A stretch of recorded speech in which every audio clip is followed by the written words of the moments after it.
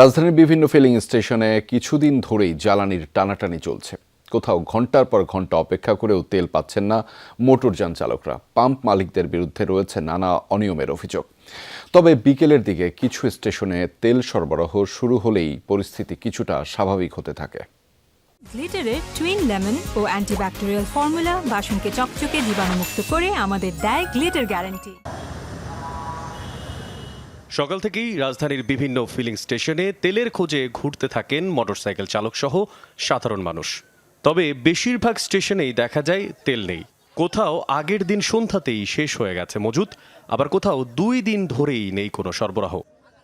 তেল আছে, তেল পর্যাপ্ত পরিমাণ আছে, কিন্তু এই যে আমাদের যে ভোগান্তিটা এটার কি, এটা তো সকাল 8:30, তাহলে তেলটা কোথায়?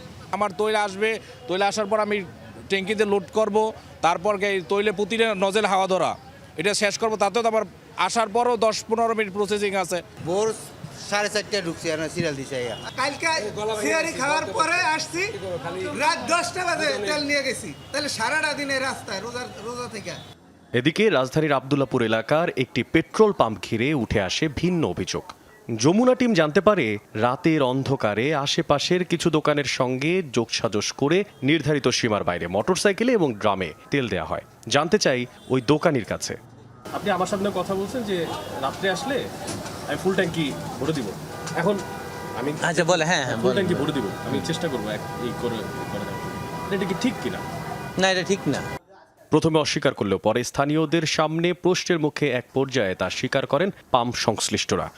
তাহলে দায়িত্ব অবহেলা টাকা এগুলো যদি হয়ে থাকে হয়েছে, আর এখন আর হবে না, আমি এটা আশ্বস্ত করি। নিয়ম কানুন মেনে তেল দেওয়ার আশ্বাস দিলেন, কিন্তু যেই নিয়ম তারা ভেঙে ফেলেছেন বা ভেঙেছেন সেই নিয়মের ব্যাপারে কি হবে সেটি আসলে দেখার বিষয়। বেশ কিছু পাম্প তেল শেষ বলে তেল দেয়া বন্ধ রাখলেও ভুক্তভোগীদের অভিযোগ তেল থাকলেও দেয়া হচ্ছে না। আসলে তেলটা হিসাবে আছে কি নাই, ওনারা সবাই দেখতেছি যে মানে ঘায়ে ধরে মানে সরাচ্ছে। আপনার কোনো অভিযোগ থাকে, থানা আছে, থানা থেকে লোক নিয়ে আসে, তাদের দায়িত্বে। আপনার তো এখানে দায়িত্ব নাই। অভিযোগ খতিয়ে দেখতে তেলের মজুদ যাচাই করি আমরা। আসলেই তেলের মজুদ ছিল না এই পাম্পে। বিকাল 3টার দিকে ধীরে ধীরে বিভিন্ন ফিলিং স্টেশনে তেল সরবরাহ শুরু হলে পরিস্থিতি বদলাতে থাকে। দীর্ঘ সময় অপেক্ষার পর তেল পেতে শুরু করেন মোটরসাইকেল চালকেরা। ততক্ষণে সরকারের নতুন সিদ্ধান্ত জানায় বিপিসি।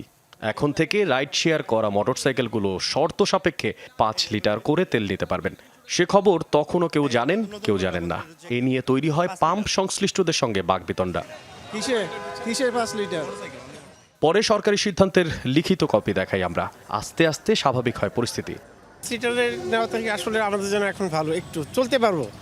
আর যেভাবে 2 ঘন্টা 3 ঘন্টা দাঁড়ায় থেকে তেল নেওয়া 2 লিটার, এটা আমাদের জন্য অনেক কষ্ট দেয়। যমুনা টেলিভিশনকে আমার পক্ষ থেকে বিশেষ ধন্যবাদ, কারণ আমরা সঠিক ইনসাফ পাইছি গভর্নমেন্টের নিয়ম অনুযায়ী। মশিউর অনিক, যমুনা নিউজ, ঢাকা।